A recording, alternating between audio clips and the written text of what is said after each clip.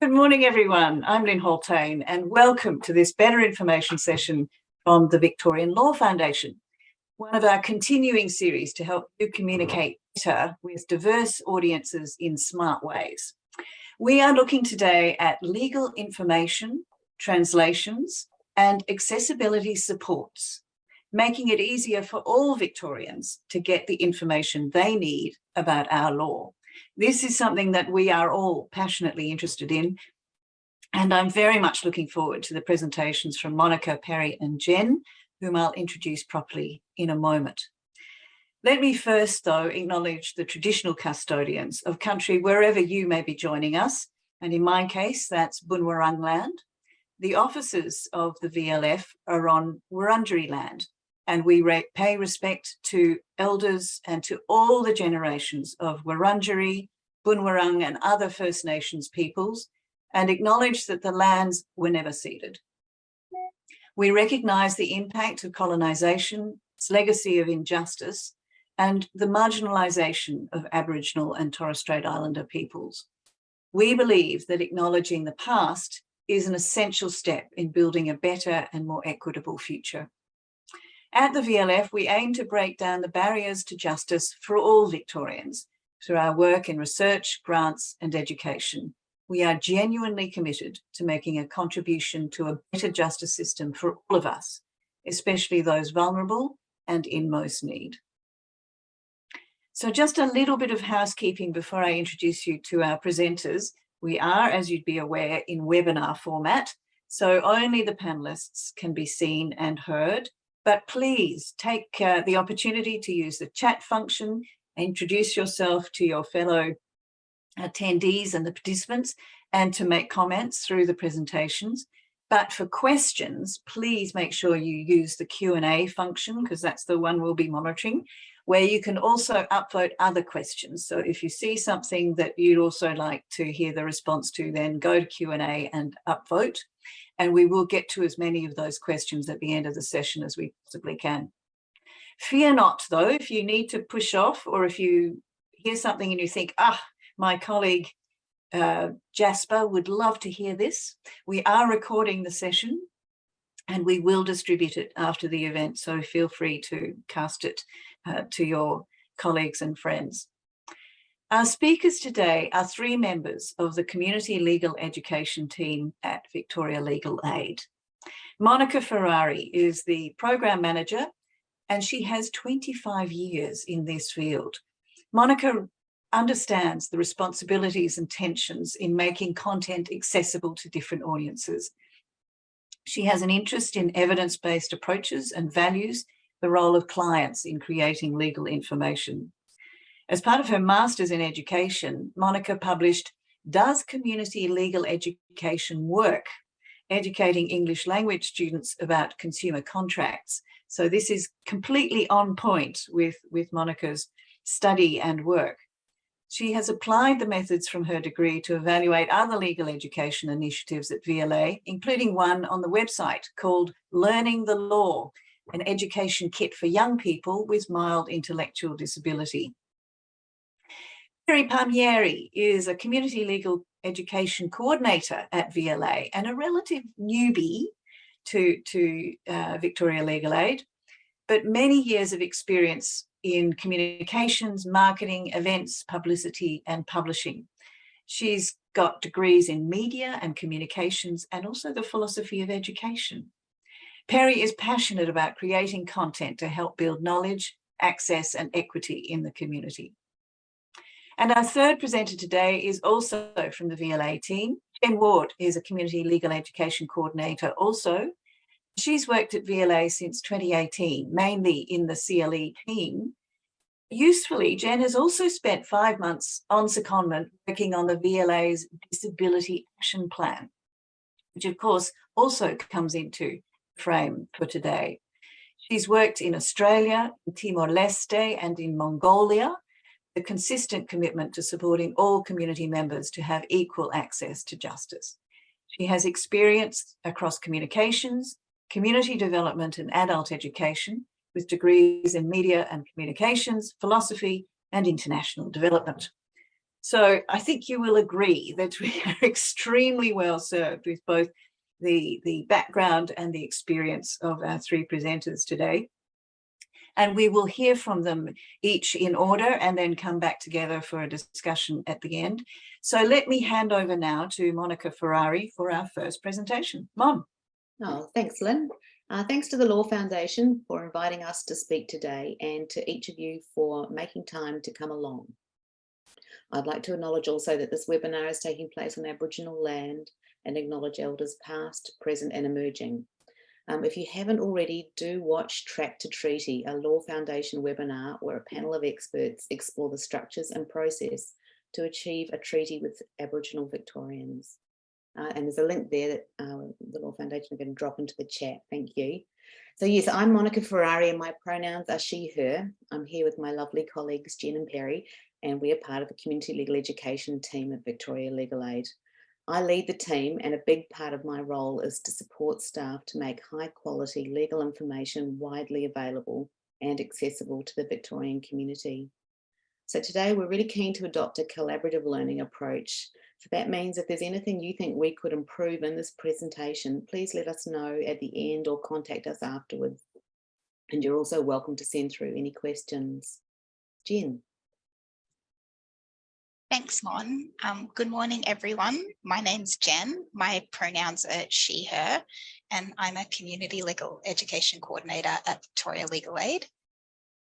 And for this project, I was the project manager, and I'm also a member of Victoria Legal Aid's Disability Employee Network. And now I'll throw over to Perry. Thanks, Jen. Hi, everyone. My name is Perry. My pronouns are she, her. I have the same role as Jen in the CLE team, and in this project, I primarily manage the translation component. We'll go to the next slide, please. Thank you, Jackie. So we wanted to start today by just giving a quick overview of our talk so that you know what to expect. So today we will give a brief introduction of the project and who worked on it. We'll talk about the process we went through and some of the main steps involved. And we'll just share some of our main learnings, challenges and tips at the end. So we'll be dropping, as you can already see, a couple of links in the chat as we go to quite a lot of the resources that we created as part of this project and some other things. Feel free to check those out, or otherwise we will be sending a handout after the presentation as well. So don't worry if you miss them or you just want to focus or something. And just before we dive in, we wanted to note that the three of us don't have lived experience of the disabilities or the language needs that we were providing support for in this project. And this definitely impacted how we went about things. So for example, it did mean that we sought out, extra consultations and feedback to try and fill those gaps in our own knowledge and experience just as best that we could. But we of course acknowledge that we have limitations in making and in talking about this work, and we wanted to mention that. So next slide, please, and I'll hand back to Mon. Thanks, Perry. So the project that we worked on was part of a much bigger project to redevelop the Victoria Legal Aid website.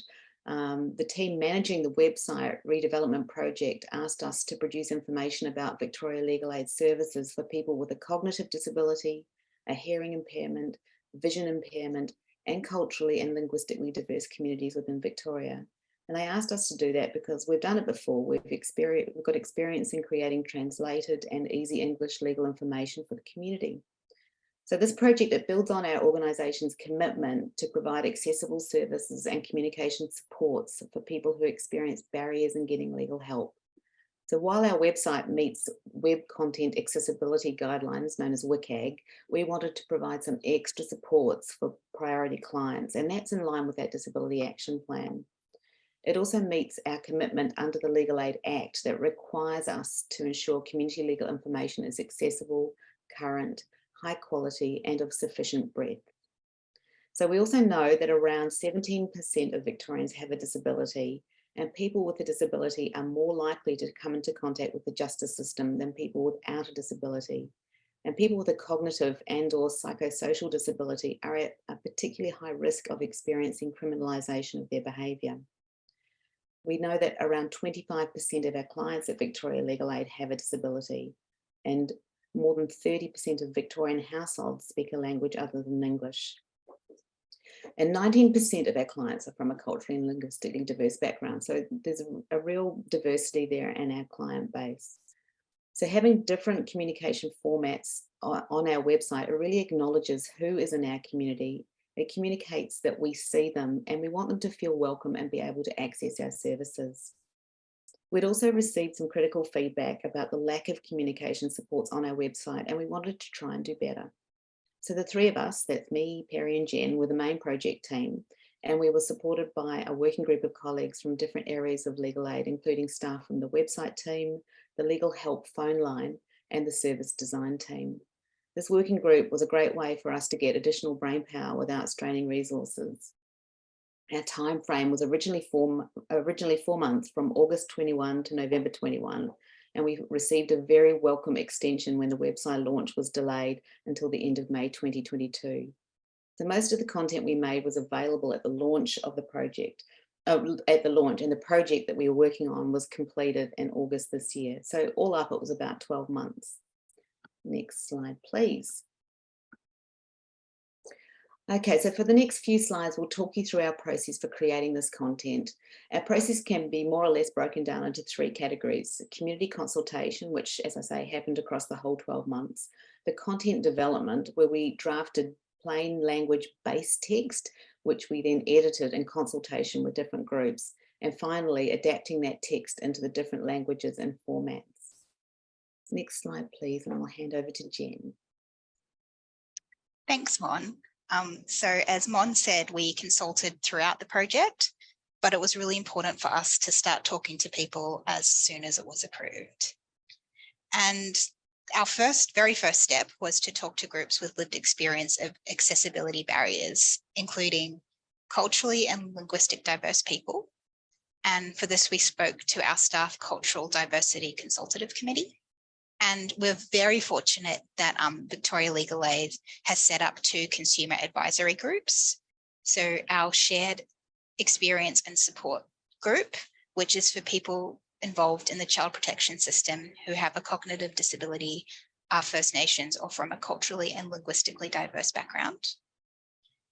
And our Speaking from Experience group. And this group has people with lived experience in the mental health system. And we also spoke to our disability employee network. And our very first question was, what should people who have a legal problem know about Victoria Legal Aid services? And these groups gave us feedback which actually changed the scope of our project. So while the different groups all touched on different things, there was one overall consistent message from all of them. And that was that while information about our services was important, it was really important to know first how to contact Victoria Legal Aid. And this was every single group said this was the first thing that people wanted to know before knowing what type of help we as an organisation could give. So once we knew what we were going to write about, we started the writing process, and I will hand back to Perry to talk through that on the next slide, please. Thank you, Jen. So as Jen mentioned, the next step in the process was drafting that central base text, which was then going to be translated and made into all those different formats. We wrote this text, and we took a long time to write this text. We did it using plain language techniques, which includes things like short sentences, active voice, using you and we rather than that very formal language that we're sometimes used to, and avoiding unnecessary legal expressions and jargon. This is a standard approach that we take to all of our community legal information, and we encourage the use of plain language in general, not just because we're personally massive word and grammar nerds, which maybe some of us are, but because plain language makes information more easily understandable for more people. If you do want to know more about plain language or how to use it, we're going to drop a link into the chat now to a web page that has a bunch of resources on it. And we'll also drop a link into a Better Information webinar that our colleagues did a few months ago around this topic as well. So that's a really good one to check out if you're interested. Thank you. So the next step in creating the base text was to simplify it even further than we usually do with content. And we did this by using things like simple tense and also just one idea per sentence. So for example, if we had a sentence and it had like a joining word like because in it, we would kind of take that out and just make that into 2 sentences. And we did this to address intersectionality of people who may need more than one communication support, and also to reduce the risk of mistranslation at the next stage. We then tested this base text with the groups that Jen mentioned in the slide before, and we kept refining it based on their feedback. Next slide, please. Thank you. So next, I'm going to talk a little bit about the translation process and just how we chose the languages. So to view the translations, you can go to our homepage, and we might just bring up our Help in Your Language page, if that's all right, Jackie. There we go. So you can get to this page from our homepage. There's a Help in Your Language heading. You click that and it takes you to this page, which is called Help in Your Language. And then if you scroll down, we have the list of translations quite far down the page. There's quite a few resources there, and you can see those ones that we did. And if you were interested in checking them out, you would just click one of them. We might show an example now. And then we'll just scroll down just to show kind of the extent of the information there. So that's on our screen right now is a Punjabi page, and that's one of the translated pages that we did for this project. And then we can go back to the slide. Thank you so much. So how we chose the languages, with a lot of thought and consideration. Our old website already had some information in 24 languages. So from the start, we knew that we wanted to keep those. We also wanted to add another 7 that we make our legal help wallet cards and posters in. And these are print publications that kind of similarly tell people how to contact us and a little bit about our services, but they're in quite like a different style and format. So we added those languages as well. We then did quite a bit of research, in part to validate the choices that we'd already made, but more importantly to check what other languages we could make a case for adding to this website content. So some of the things we looked at for this were demographic data, such as census information about languages spoken at home in Victoria, country of birth, etc. We also looked at things like new and emerging communities and English proficiency. And the reason we did this was that so we weren't just automatically picking like Victoria's top 30 languages or something, but we were really trying to identify community need and where maybe some of those more underserved languages are. And a key part of that was also looking at VLA's data. So our use of interpreters across our different services, calls to our dedicated language phone lines, because we have a few of those, and so on. We also spoke to a few different people throughout the organisation and looked at what some other organisations were doing as well and spoke to them about how they made their language choices. And on a really practical level, which is not something we might have immediately thought of, we also needed to know that the languages we chose could be supported by interpreters in Australia, and that they would work with our content management system. So it's not that every website, this is what I'm told, I'm not a web expert, but it's not that every website can display every language, so that is a consideration as well. So from all this research, we added another 3, so ending up with a total of 34 languages to translate that base text into. And so onto the actual translation process. So once we were really happy with that base text and we were quite confident that we wouldn't need to make any more changes to it, we sent that off to our translation company who translated it into the 34 languages. We also paid them a little more to hire interpreters with legal experience wherever possible to double check that the translations were, as plain, easy to understand and kind of everyday and also true to our intended meaning as possible. And we really recommend this community checking if you have the resources for it, because interpreters are out there working in community, they're having to be understood and make themselves understood on a daily basis. A second layer of community checking that we did was with staff. We put out a call across VLA to find bilingual and multilingual staff who were happy to proofread. And we got about half the languages covered in this way, which was really fantastic. And this extra layer of community checking, it was time consuming for our staff, but it was just so valuable and caught quite a few things. And I'm so grateful to the staff for making the time for that and also just being open to it. And the final step, once all the content was up on our website, we then sent that back to the original translators and had them read through the pages again. And this was a really fantastic step as well, because they actually caught quite a few things that had just come about when we were copying and pasting the text into the back end of the website. So there were things like random kind of missing spaces, or one of them just kind of uploaded completely incorrectly. So that final step was really important as well, and something I would recommend if you're doing online content. So we'll go next slide, please, and I'll hand back to Jen. Thank you. Thanks, Perry. So as well as the languages that Perry spoke about, one of the accessibility supports we created was an Easy English or Easy Read resource. And for those who are new to this concept, Easy English is a communication support for people with cognitive disability. It uses simple language and images to support key messages, and you can see an example on the slide of Easy English.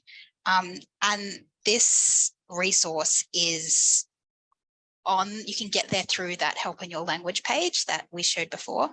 And we can also drop a link into the chat now, thank you, to get there directly.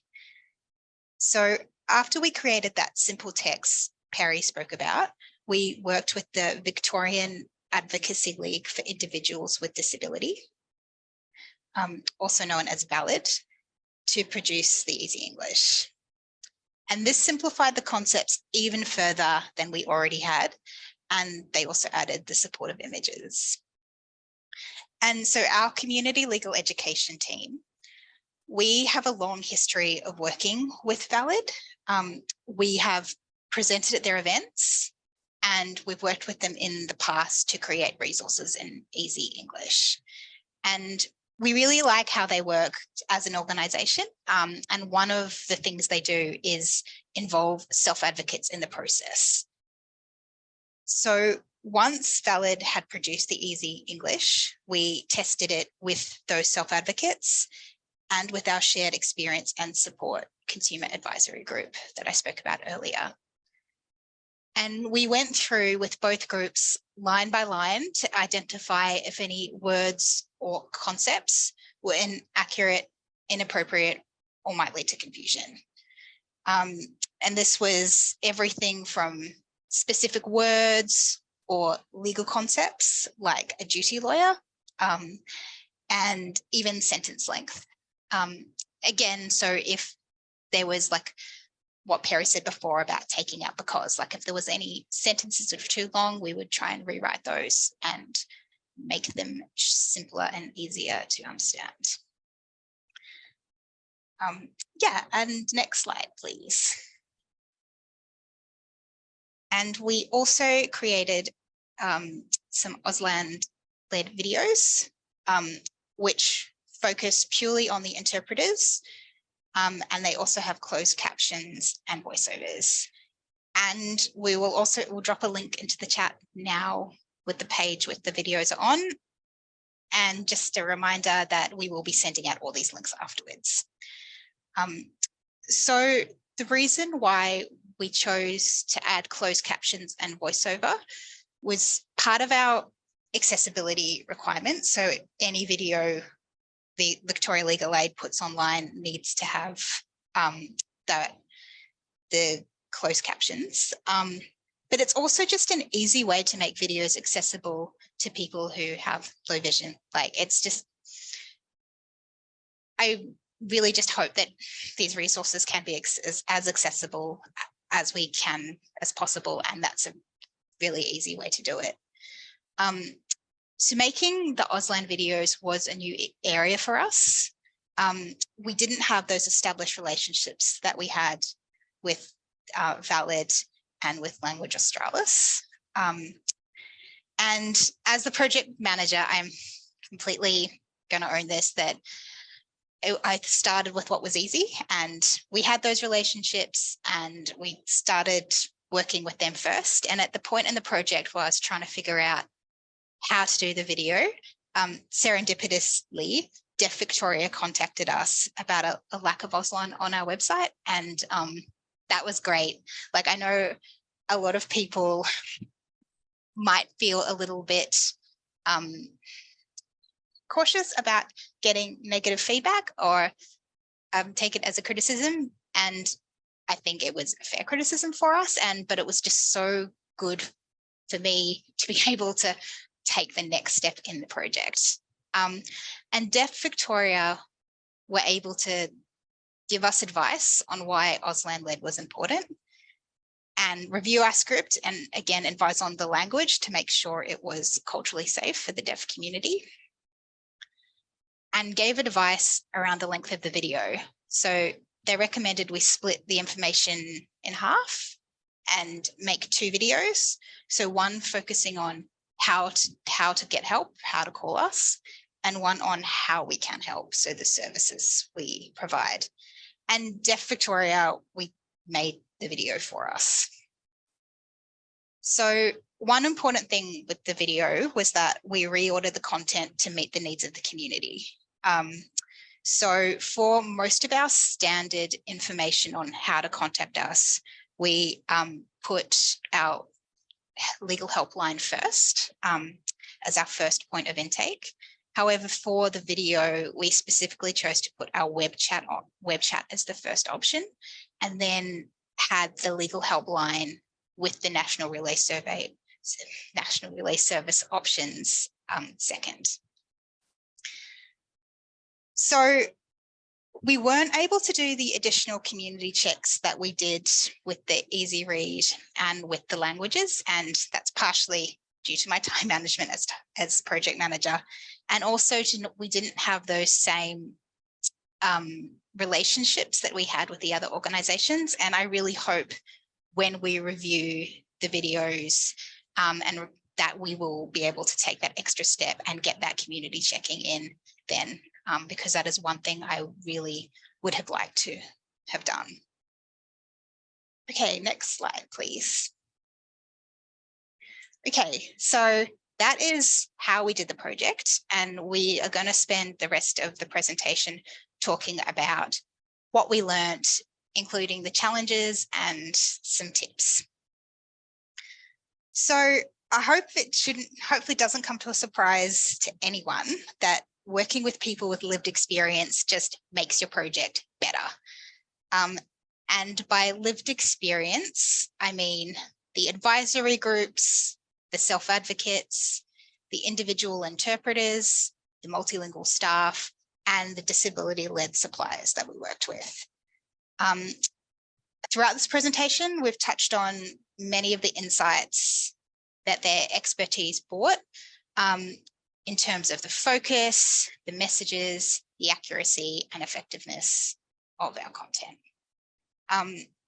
And to work with people with lived experience well, you really need trust, which we found takes time, effort, respect, and reciprocity, as well as other things, but these were the key ones for us. So to do this, we built on existing relationships. We're really lucky that our team had already worked with most of the groups we consulted, meaning that we were able to build trust more quickly. And to respect the time of the groups, we were flexible and worked in a way that suited them. So most of the groups met monthly and had really packed schedules. So we established early on how much availability the different groups had, and we made sure we respected that. So for some of the groups, we only had 10 minutes. For some, we worked with them for over an hour, and for some, we had to wait for the next month to be able to speak to them. And we're all part-time staff, so we ended up changing our work days to suit the needs of these different groups. And another important part of respect we found was really deep, active listening, and critically not letting our egos get in the way of other people's expertise. And this is like a really crucial thing to do when you're working with different groups and doing good consultation.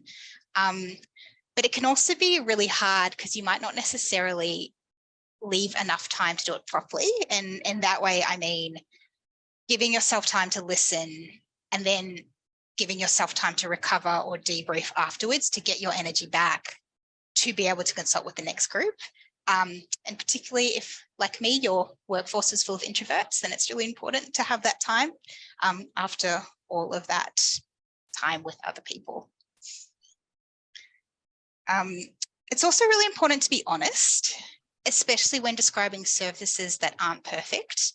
And we grappled with this a lot, and that ended up being one of the challenges of this project. So Monica is going to touch on that on the next slide. And another thing, oh, sorry, we could please go back, sorry, to the, what we learned in the challenges, there's a lot of overlap. So we are almost there. Another thing we wanted to do was bring information to the groups and not just take from them. So we got a lot of questions about our services, which were outside our team. So not to do with community legal information, but other things around intake and legal matters. And so it was really important for us to follow up, report back, and try and organize meetings for other people to come to talk to those groups, just to demonstrate we really saw it as a two-way street. It wasn't just us taking things from the groups. And finally, working with people with lived experience made us reflect on our own limitations. So we're very aware that a lack of lived experience can lead to assumptions about what is accessible. And there's a real risk of making decisions based on your own non-lived experience, which is heightened when there are time and budget constraints. So I think one example of this assumption, and we would like to do better if we get the opportunity, is when we conceived of this project, we made the assumption that most people who speak in another language can also read in that language. And this is not true and was pointed out to us very early in our consultations. But at that point, we didn't have the resources to provide audio recordings. So I really hope this is something we can explore when we review the project. And now I'm going to hand over to Mon for the challenge, to continue talking about the challenges. Thanks, Jen. So of course, there are always challenges. And the main things we encountered were around not being able to meet all accessibility needs. So while the content we made is accessible to some people, we didn't really have the resourcing to make it accessible to everyone. So for example, we didn't have the resources to produce content in every language spoken in Victoria, or to create every communication support for every disability in Victoria. So we tried to mitigate this through research that Perry mentioned earlier, and being clear who we were creating content for and involving them in the process of creating it, but it will never be perfect. We also see this as just one step in accessible legal information. So while we don't know where it will go yet, we know that this isn't the end, so that we get a bit of hope from that. We also had to manage expectations of what we could provide and what VLA would do. So at times we felt quite anxious about managing client expectations. For example, and this might sound a bit odd, but what if the content we made was actually successful and people used it to contact us, but our organisation wasn't ready for that contact, and we didn't have the ability to communicate effectively beyond the accessible content. So to be a little bit more transparent, in doing the project, we established very early on that our main point of entry, the legal help telephone line, presents challenges for people who are deaf or who have a hearing impairment. So to use the phone line, a person would have to use the National Relay Service, which has time limits on how long you can wait to be connected. So on days with very high legal demand, the National Relay Service can time out before someone at Legal Help can answer the phone, and that's not great.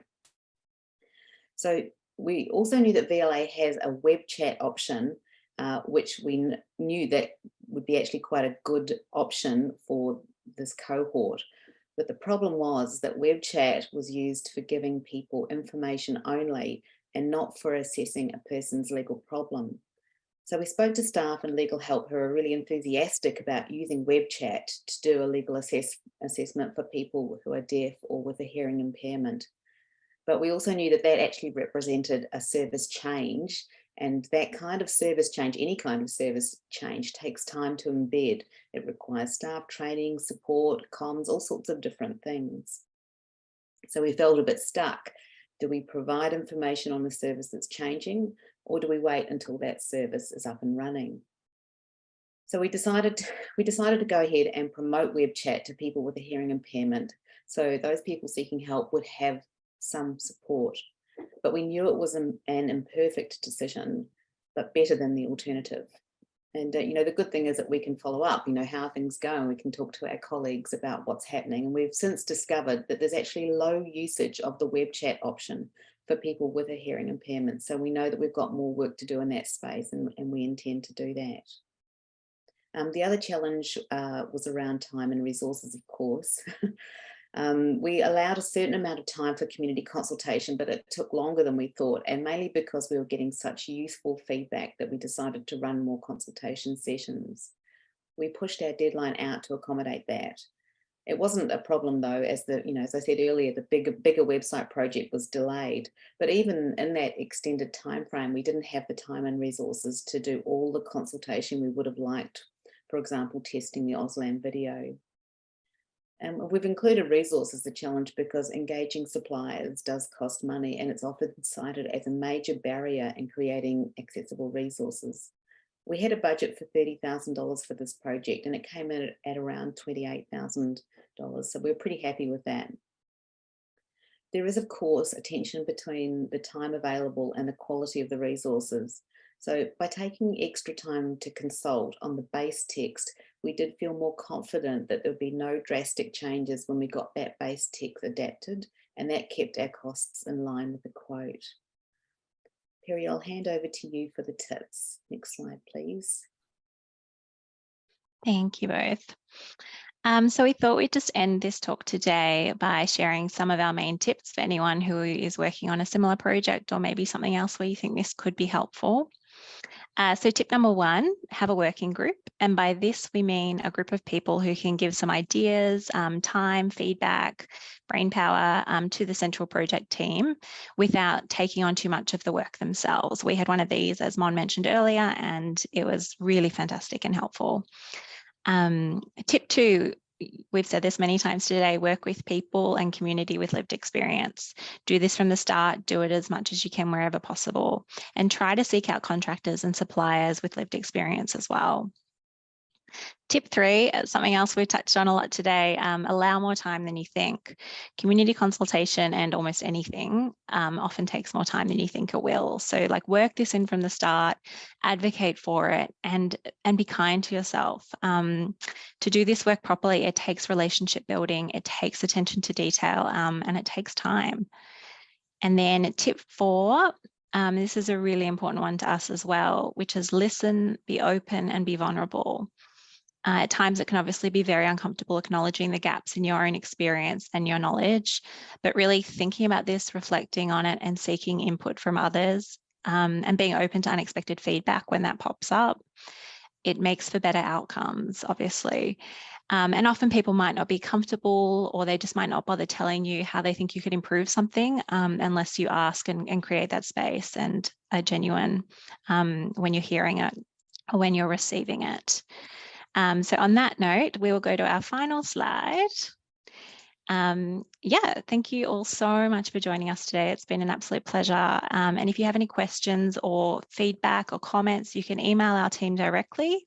We're showing the email on the screen right now. You can pop your questions in the Q&A, I guess. Back to you, BLF. Thank you very much, Perry. That was terrific. I learned a huge amount in terms of challenges and the opportunities that are, I think, so evident in the work that you've done to really serve Victorians much more broadly than most of us generally consider. And I was very pleased, Mon, that you went to the challenges around time and resourcing, because I think this is, as you've described, a significant barrier for a lot of people. Can you imagine ever trying to get this done in your initial 4-month time frame? And when you mentioned that at the beginning and I saw what the outputs were, I thought, how on earth was that ever a thought that could be managed in that space of time? Certainly seems daft now. And the resourcing, I think, I mean, to be frank, I thought $28,000 was a very good budget for the sort of diversity of outputs that you've achieved with this. I mean, 34 languages and the Auslan work, it's just remarkable. And the Easy English as well. That's a really good outcome, I think, for that money. But I wondered if some of that was captured, obviously, I think, with the initial project planning, which would have been really critical to make sure that that you were headed in the right direction and you weren't diverted unnecessarily. But also, I was interested in how you went about the consultation process, because when you described that first, it sounded to be almost or predominantly internal to VLA staff. Is that right? Am I hearing that correctly? Yeah, so originally we made that decision because of the 4-month window. We're like, well, obviously that's a very short time to do it. So the quickest way is probably to do that consultation. And then when particularly with the languages, well, there was 30, with the 34 we landed on, we're like, oh, like, how are we going to get links with 34 different community groups? And that's why we ended up, as Perry said, paying the translation service for the interpreters, because that was how we tried to get that community input into the languages. Perry, did you want to add anything to that?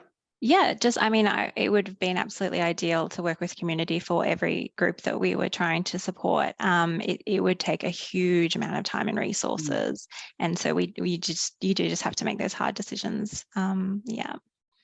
I suppose also, though, if you're working in a smaller organisation that doesn't have access to the diversity of people that VLA can put together, then that also becomes a cost. If you're going to engage with communities and people with lived experience, then it's appropriate to pay them for their time, for their contribution. So if you are considering undertaking this kind of work and you don't have access to VLA type staff cohorts, then that may need to be a factor that you work into your thinking. Would that be fair, Perry? Sorry, I was just distracted by the chat pop-up. And I missed that. I would say absolutely. Yes. Like, yeah, paying people with lived experience is really important. Entirely appropriate. Yeah. Yeah, and it would add to the cost. Yes, and also I think a limitation of VLA, which I think particularly community legal centres have over us, is they are more ingrained into that community. They probably, that trust that we spoke about. I had a very brief time at a community legal centre, but I was just, that trust of that community legal centre was kind of there through, their decades of experience in those communities. So yes, it's absolutely very important to make sure you have budget to pay people with lived experience. But I think community legal centres do have that advantage over big government organisations with those community connections. I want to come back to the translation question, and we'll certainly get to the questions on the screen as well. But Perry, in a previous life, I tried, I did succeed in getting material translated. It was in fact a captioning on a video translated into a number of different languages.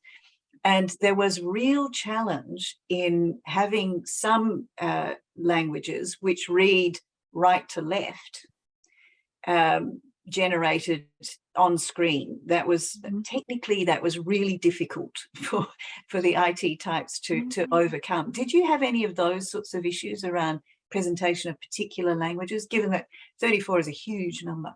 We did, and we were very fortunate that that we were creating a written online, and it was one language per page. So, for example, the Arabic page just has Arabic on it, apart from the VLA logos and things like that. So, I'm not the person who uploaded it to the website. I don't have those skills, but I know that they had to do a lot of thinking. They had to talk to the people who supply the website platform, and it was stuff that they had to put in place and start thinking about, I think, months before we were sort of at the deadline. So it definitely requires consideration. And then there were things like, similarly, when we uploaded those languages, the phone numbers would also be reversed, and we had to find the right way to put the phone numbers in the right order, things like that. So it's definitely not just like a straight copy paste job. We also, as I mentioned, like not every website platform can support every script or font. I'm not quite sure what the right word is. So it's not just automatic again. It's something that you have to make sure that your system can do, and then you have the people looking at it, which is why that kind of final checking of having someone who can actually see it at the end and go, yes, that's correct, or no, that looks terrible, is another really fantastic step. Critical, checking all the way. Let's go to all the questions that have come through on the Q&A. Why is it important to have both Auslan and written information? You mentioned that it was critical to go there. Jen, are you in a position to respond to that? Yeah, absolutely. So when we spoke to Deaf Victoria, they told us that Auslan was the preferred language for deaf community. And like that was, I guess, enough for us. Like, we want our services to be welcoming for all members of the Victorian community. And that includes having the preferred language of the deaf community. Right. Okay. Well, the community speaks and we listen. There's also a question about dot points and the use of dot points, particularly in the Easy English version, that they weren't used by the looks of it. Is there a reason for that? That they maybe don't clarify as much as those of us who use dot points probably too much would think? I now want to have a look so I can let me go back to that slide. The single sentences together with the images are kind of make dot points maybe less relevant, perhaps. Yeah, so I think every line, so my understanding of Easy Read is that every line should be accompanied with an image. So if there are, you still can have dot points in that. So say if you're listing different types of legal matters, you can have, say, like problems with the police and have a picture of a police person, and problems with my house and then have a picture of like a house. So you don't rely on them as much because there is that. It is, like you said, Len, it's more like there's for each line. That's kind of the approach anyway. But I think I have seen dot points in different versions of Easy Read. I think so. But I'm not the expert. Okay, I think absolutely it's usually a sentence with an image. And I have to say, in my experience working with organizations like Valid, it's absolutely incredible their capacity to translate what appear to be fairly complex concepts into really clear language. I found that deeply impressive, and I'm sure you have the same experience. There's a question from Yale who asks, I think, here about the tone of communication in simpler language. I'll read this because I want to get it right. In my experience, I found that when communicating in simpler language for various reasons, including CALD, people without lived experience can treat people differently. For example, people can communicate in similar ways to how they communicate to children, because that's their frame of reference for using simple English. And I'm curious if you've had any experience or thoughts on this. So I think it's about whether or not, probably entirely unintentionally, there is concern or a drift towards slightly patronizing language, perhaps, or to simplifying to a point where it does become childlike? Was that something you grappled with? No, that feel like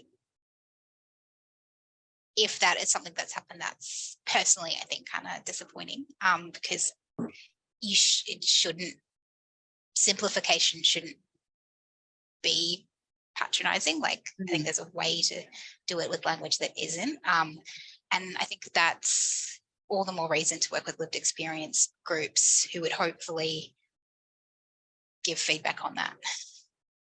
Fair enough. I think I know that Therese, our outstanding Auslan interpreter, needs to push off at this point to get to another appointment. So Therese, thank you very much indeed. We might proceed and take a couple more questions because we've got a few more, and I would like to get to as many as we possibly can.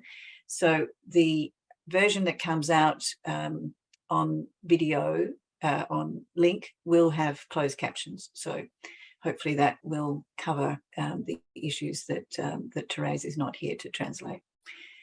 Right, proceeding. There's a note from a dear friend of the Foundation, Kathy Laster, and a former executive director to alert us to WITS, the government language service provider, trying to build a legal interpreting and translation expertise amongst language professionals, including supporting interpreters to skill up to secure higher level legal interpreting accreditation. So VITS language loop, if you're considering work of this kind, then engage with them also and find out what the opportunities might be there.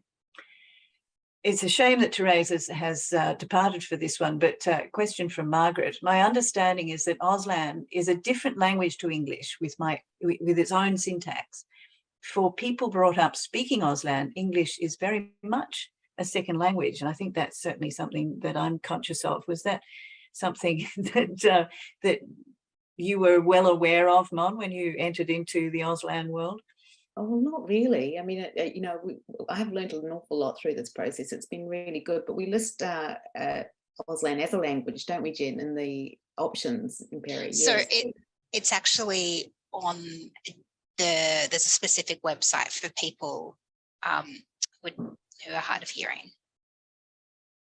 So it's not in the language, site, it's on the other side with all of the other support for the National Relay Service.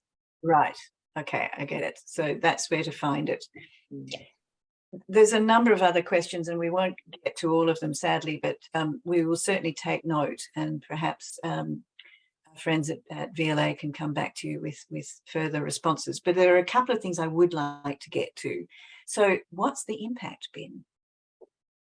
Well, I think that's a very good question, Lynn. And I think there's a couple of questions around measurement and impact there.